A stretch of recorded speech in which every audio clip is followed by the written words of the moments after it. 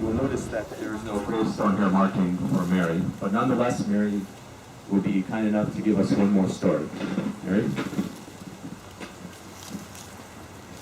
Good afternoon. I hope you're enjoying your afternoon here with us in the cemetery, and I'll share my story with you now. I was born March 15, 1835 as Mary Barron in Ohio. I moved to this area in 1853 with my parents, Laura and Henry Barron. I had a twin sister and 4 siblings. You heard earlier from my sister-in-law, Evelyn, when she told you about the naming of the Barron Boulevard. She was married to my brother, O.P.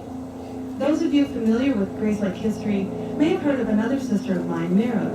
She married Albert Forger, and they're the ones who moved to their Park Avenue home here from Haynesville. When we first moved to this area, there was no village here. We would travel on the Plank Road into Haynesville for any needed supplies. The Plank Road at that time ran from Little Fork, which you know as Waukegan, out to McHenry County. The Plank Road today is known as Belvedere Road. I was a school teacher here in the local grade school, and the school was located just south of here.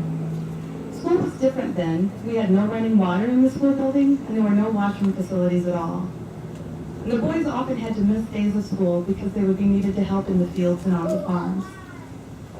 In 1860, I married John Ellis, and we had 3 children. Our daughter Emma married Cyrus Harvey.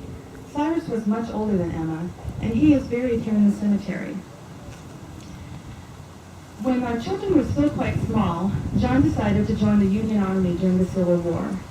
He enlisted on February 6, 1865, and was mustered in on February 8th. He joined as a private in Company H of the 153rd Illinois Infantry.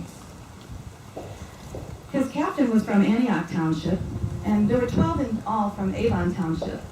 In all, the Company H had 89 men.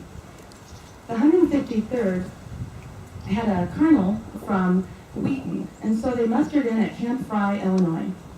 They traveled by rail down to Tullahoma, Tennessee.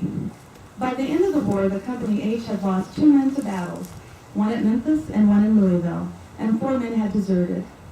At one point, several companies had to leave the 153rd and travel to Alabama, but then they returned by the end of the war to Tennessee with the rest of the 153rd.